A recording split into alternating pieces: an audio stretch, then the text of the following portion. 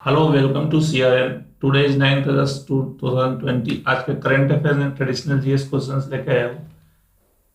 तो आज का फर्स्ट न्यूज ये है कि GC Murmu takes as 14th CAG. GC Murmu, जिन्हें अभी हाल फिलहाल में कैग की नियुक्ति की गई है भारत सरकार द्वारा, तो उन्होंने अपने चार्ज को ग्रहण कर लिया है। जीसी मुर्मू, जो कि जेएनके के लेफ्टिनेंट गवर्नर थे, पहले लेफ्टिनेंट गवर्नर, उनको कैग बनाया गया है। तो इसी से रिलेटेड है कि इंडिया का फर्स्ट कैग, पहला कैग कौन थे?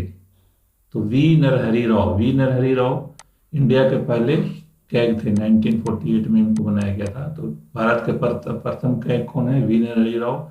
और जो अभी जो कैग बनाए गए हैं वो 14th कैग है, 14वां CAG. CAG means controller and auditor general. Controller auditor general, नियंत्रक एंड महालेखा परीक्षक हिंदी में बोलते हैं।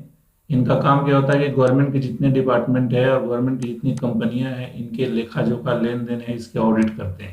ऑडिट करके इनका रिपोर्ट पार्लियामेंट को सुपुर्द होता है। ये भी इंपॉर्टेंट है इससे रिलेटेड कि कैग का रिपोर्ट किसी मिनिस्टर के पास नहीं जाके वो सीधे पार्लियामेंट में जाता है, कैग की रिपोर्ट। तो कैग, पहला कैग वी नरहरि राव थे, अभी जो करंट है जीसी मुर्मू है, 14वां है। तो कैग की नियुक्ति कौन करता है? तो कैग की नियुक्ति प्रेसिडेंट द्वारा की जाती है। प्रेसिडेंट द्वारा कैग की नियुक्ति की जाती है संविधान के 148, जो कि मैंने पहले ही बताया था, 148 आर्टिकल में इसका वर्णन है। कैग की नियुक्ति प्रेसिडेंट द्वारा की होती है। आज का दूसरा न्यूज है कि today is world tribal day. विश्व आदिवासी दिवस है। आज 9 अगस्त को विश्व आदिवासी दिवस मनाया जाता है प्रत्येक वर्ष। तो यह कब शुरुआत हुआ था? विश्व आदिवासी दिवस कब मनाना शुरू किया गया था? 1994 में। 1994 में विश्व आदिवासी दिवस मनाया गया। वाई 9th अगस्त इस विश्व ट्राइबल डे, विश्व आदिवासी दिवस कब है? क्योंकि इसी दिन यूएनओ, यूनाइटेड नेशंस ऑर्गेनाइजेशन की जो जनरल असेंबली है, 9th अगस्त 1994 को जो ट्राइबल लोग हैं, जो ओरिजिनल एबोरिजिन्स उसको बोलते हैं, आदि जो लोग हैं, ट्राइबल लोग, आदिवासी लोग, उनके उत्थान के लिए पहला मीटिंग इन्होंने एक ऑर्गेनाइजेशन बनाया था। 9th अगस्त को ही किया था फर्स्ट मीटिंग 1994 को। तो उसी दिन से विश्व आदिवासी दिवस 9 अगस्त को मनाया जाने लगा, विश्व आदिवासी दिवस, स्टार्टिंग फ्रॉम 1994।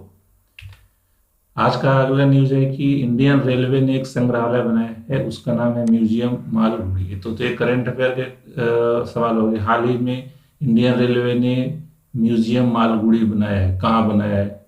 अरासुलू स्टेशन। ये हाल ही में अरासुलू स्टेशन पर म्यूजियम मालगुडी बनाया है इंडियन रेलवे ने। और यह अरासुलू स्टेशन कहाँ है? शिमोगा डिस्ट्रिक्ट कर्नाटका में है। वहाँ एक अरासुलू स्टेशन पे मालगुडी संग्रहालय बनाया है इंडियन रेलवे ने। तो इसका करंट अफेयर के क्वेश्चन हो गए। तो इसी से रिलेटेड क्वेश्चन आपको ट्रेडिशनल में चला जाएगा। तो मालगुडी डेज एक शॉर्ट स्टोरी का कलेक्शन का एक बुक है। तो उसके राइटर, बहुत ही फेमस बुक है, इस पे टीवी पे कई धारावाहिक बहुत दिनों तक चला है, बहुत फेमस रहा था। तो उसके राइटर कौन है? तो आर के नारायण। कई बार एग्जाम में पूछा जा चुका है। मालगुडी डेज के लेखक हैं आर के नारायण। तो उन्हीं की बुक से ये कुछ प्रेरणा लेते हुए इंडियन रेलवे ने एक संग्रहालय बनाया अरासुलू स्टेशन पे। ये है आपको शिमोगा। ये आप इंडिया के नए मैप देख रहे हो। इंडिया के मैप में कर्नाटका इस जगह पे है, और कर्नाटका के मैप जब इनलार्ज करके देखा है तो ये शिमोगा डिस्ट्रिक्ट है। शिमोगा डिस्ट्रिक्ट जिसके किनारे से अपना तुंगा रिवर भी फ्लो करती है। तो एक ज्योग्राफी का एक क्वेश्चन हो गया, तुंगा रिवर शिमोगा डिस्ट्रिक्ट से होकर जाती है। मालगुडी डेज के राइटर आर के नारायण है। और इंडियन रेलवे ने अरासुलू स्टेशन जो शिमोगा में है उस पर मालगुडी संग्रहालय बनाया है। आज का अगला सवाल है कि अभी यूनिसेफ जो एजेंसी है, यूएनओ की एक एजेंसी है, तो उसके जो इंडिया का हेड है, इंडिया के हेड अर्जन डी बागत, उन्होंने एक स्टेटमेंट दिया है कि महामारी, जो कोरोना महामारी चल रहा है, उसके कारण बेरोजगारी और गरीबी में वृद्धि होगी और कुपोषण में भी वृद्धि होगी। यह यूनिसेफ के भारत प्रमुख अर्जन डी बागत का आज स्टेटमेंट है। तो इसी से रिलेटेड है कि यूनिसेफ का मुख्यालय कहाँ है? यूनिसेफ का मुख्यालय न्यूयॉर्क में। और इसी से रिलेटेड हो जाएगा कि यूनिसेफ के हेड अभी वर्तमान प्रमुख कौन है यूनिसेफ के? तो हेनरिटा H4 वर्तमान प्रमुख है यूनिसेफ। यूनिसेफ का फुल फॉर्म देखा जाए तो United Nations international children emergency fund. United Nations children international children emergency fund UN agency है। आज का अगला सवाल है कि आज साइंटिस्ट लोगों ने सन के जो सन का कोरोना होता है उसका स्टडी किया है। तो सबसे पहले अब सन के बारे में आप एक देख लो पहले कि व्हाट इज सन। तो सन का स्ट्रक्चर है, सन का स्ट्रक्चर ऐसा होता है कि जैसे ये आप देख लो, सबसे इंटरनल पार्ट, जो इंटरनल पार्ट है सन का, इसको कोर कहते हैं। ठीक है, इंटरनल पार्ट को कोर कहते हैं। और उसके उसके ऊपर के जो पार्ट है उसको रेडिएशन जोन बोलते हैं, और उसके ऊपर के जो पार्ट है वो कन्वेक्शन जोन बोलते हैं। और सन का जो सरफेस एरिया है, ये जो सरफेस एरिया है ये देख रहे हो, इसको हम लोग फोटोस्फेयर बोलते हैं। फोटोस्फेयर जो हम देख पाते हैं, जो हम अर्थ से देखते हैं सन का, तो फोटोस्फेयर ही दिखते हैं। तो कभी कभी एग्जाम में ऐसे भी आ जाते हैं कि जो पार्ट हमें दिखाई देता है सन का, वो कौन सा पार्ट होता है, तो वो है फोटोस्फेयर। अब फोटोस्फेयर से जब ऊपर के पार्ट जब जाते हैं तो उसको क्रोमोस्फेयर बोलते हैं। और सबसे ऊपर के जो पार्ट है, जो ग्रीन में आप चारों तरफ देख रहे हो, दिस इज कॉल्ड कोरोना, एक कोरोना है।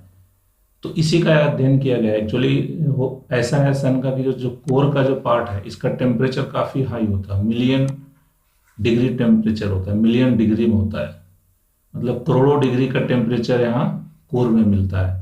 और जो ये फोटोस्फेयर का पार्ट है, इसका टेम्परेचर कम होता है, 5700 डिग्री के आसपास। तो यहाँ तो मिलियन में है टेम्परेचर, और यहाँ है 5700 डिग्री के टेम्परेचर। और जब कोरोना का टेम्परेचर मेजर किया जाता है तो कोरोना का टेम्परेचर भी मिलियन में होता है। तो साइंटिस्ट लोग अभी इसी का अध्ययन कर रहे हैं, इसी का स्टडी कर रहे हैं कि कोर का तो हाई टेम्परेचर है, फिर सरफेस पे आकर जो टेम्परेचर है बहुत डाउन हो जाता है, 5700 हो जाता है। यहाँ करोड़ में है, यहाँ 5700 में है। और फिर जब ये जो एटमोसफेयर, एक्चुअली एक एटमोसफेयर का पार्ट है, सरफेस यहीं तक है सन का, और ऊपर का जो ग्रीन वाला आप देख रहे हो इसको एटमोसफेयर बोलो सन का। तो ये वाला एरिया में, इसमें भी बहुत ज़्यादा हाई टेम्परेचर है। तो नीचे हाई, फिर सरफेस पे लो, एंड ऊपर जाके बहुत हाई टेम्परेचर हो गया। तो एक मिस्ट्री टाइप का है। तो इसी का अध्ययन साइंटिस्ट लोगों ने किया है। तो अभी बैक चलते हैं, तो उसमें उन्होंने पाया है कि उसका जो कोरोना होता है, जो ऊपर एटमॉस्फेयर होता है, उसको मैग्नेटिक फील्ड की वजह से उसके टेम्परेचर बहुत ज़्यादा होते हैं। तो मैंने इसी से रिलेटेड लिया है कि सूर्य में प्रचुर मात्रा में कौन सा गैस पाया जाता है, जो कि मैंने पहले आंसर आपको हाईलाइट करके दिखाया हुआ है, हाइड्रोजन। कई बार क्वेश्चन है कि सूर्य में, सन में हाइड्रोजन गैस सबसे ज़्यादा पाया जाता है, करीब करीब 70% के आसपास हाइड्रोजन पाया जाता है। सेकंड नंबर पे है हीलियम, फर्स्ट पे हाइड्रोजन, थर्ड में ऑक्सीजन, फोर्थ में कार्बन। तो सबसे ज़्यादा हाइड्रोजन पाया जाता है। तो सन के बारे में भी आपको बताइए, आपको ध्यान रखना है कि जो हम लोग देखते हैं वो फोटोस्फीयर है, और सबसे ऊपर जो सन के जो वायुमंडल है उसको कोरोना बोलते हैं। और ये जो कोर है, तो जो मिस्ट्री है वो भी मैंने बता दिया है, जिसका स्टडी है कि टेम्परेचर का जो वेरिएंस है इतना, उसका स्टडी अभी किया गया है। आज का अगला सवाल है कि मलेरिया के कारण कौन सा परजीवी है, कौन से परजीवी की वजह से मलेरिया होता है। तो प्लाज्मोडियम है, बहुत बार एग्जाम में आ चुका है, इसलिए एक आप ध्यान रखना। और इसका अध्ययन इसलिए इम्पोर्टेंट रहता है कि अभी मलेरिया के जो जैसे जो मच्छर होता है हमें काटता है, तो काटने के बाद जो उसमें जो ब्लड से एक ट्रांसमिट कर देता है प्लाज्मोडियम ट्रांसमिट करके वो हमारे लीवर में चला जाता है। तो लीवर में जाके वो इनफेक्टिव रहता है काफ़ी दिनों तक। तो इनफेक्टिव के वजह का क्या है, इसका ये स्टडी अभी साइंटिस्ट लोग कर रहे हैं। तो उससे रिलेटेड है कि मलेरिया का कारण कौन सा परजीवी है, तो प्लाज्मोडियम। आज का अगला सवाल है कि जैसे पाकिस्तान ने अपना एक नया मैप पब्लिश किया है, तो पाकिस्तान के नए मैप में सर क्रिक वाला एरिया जो है वो अपने में दिखाया है, उसमें सर क्रिक का एरिया। तो व्हाट इज सर क्रिक, तो न्यू पब्लिश्ड जो मैप है उसमें सर क्रिक के एरिया पाकिस्तान ने अपना दिखाया है। तो भारत के किस राज्य में सर क्रिक स्थित है, तो भारत के गुजरात राज्य में सर क्रिक स्थित है। अब सर क्रिक क्या है ये देख लो, सर क्रिक का एरिया है कि सर क्रिक एरिया है आपके, ये देखो इसमें इस तरह के जो ये है गुजरात का ये पार्ट मैप में, ये एरिया जो है ये सर क्रिक एरिया है। तो सर क्रिक एरिया जैसे इसको इन लार्ज फॉर्म में देखेंगे तो ये अरेबियन सी है, और ये इस तरह से सिंध नदी जो गिरती है इसमें जो मिलती है, तो ये एक दलदली एरिया बनाता है, इसी को सर क्रिक बोलते हैं।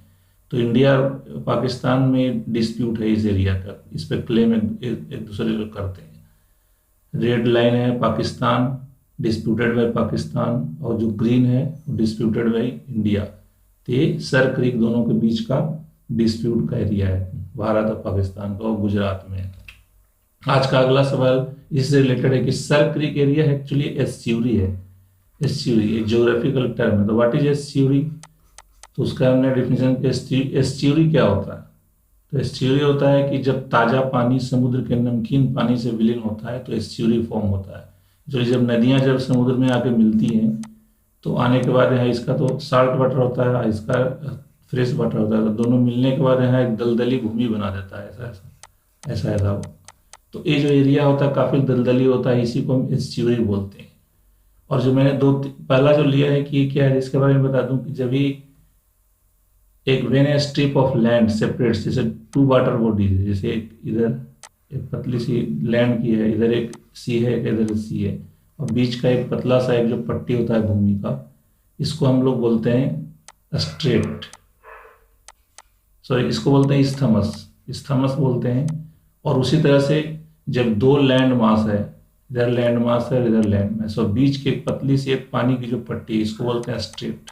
जैसे पाक स्ट्रेट, जैसे इंडिया का नक्शा है, इधर इधर बीच में श्रीलंका है, तो इंडिया लैंड मास हो गया, श्रीलंका, इसके बीच के जो पार्ट का जो पानी, इसको स्ट्रेट बोला जाता है, ज्योग्राफी का एक टर्म है स्ट्रेट। तो एस्च्यूरी बता दिया, स्ट्रेट बता दिया, और इस्थमस जब होता है कि दो समुद्र के बीच में जब ये लैंड पट्टी होता है, तो जैसे पनामा नहर वगैरह, ये सब है इस्थमस। आज का अगला सवाल है कि टिकटॉक कंपनी, टिकटॉक जो ऐप है उसके मालिक कौन है? तो उसका है बाइट डांस। एक्चुअली यूएसए में प्लानिंग कर रहे हैं इसके प्रतिबंध के लिए बाइट डांस। आज का अगला सवाल है शतरंज का वर्तमान विश्व चैंपियन कौन है? वर्तमान विश्व champion Magnus Carlsen. Magnus Carlsen is current world champion. ये एक टूर्नामेंट में भी फाइनल खेलने वाले, इससे रिलेटेड मैंने लिखाया था। मैग्नस कार्लसन विश्व के वर्तमान चैंपियन है। तो दैट्स ऑल आंसर दिया हुआ है। Thank you for watching. इस तरह से करंट अफेयर एंड उससे रिलेवेंट जो ट्रेडिशनल क्वेश्चन है विद कंसेप्ट इस चैनल पे मैं लाता हूँ। If you like this then subscribe and share with your friends so that everyone is benefited. Thank you for watching.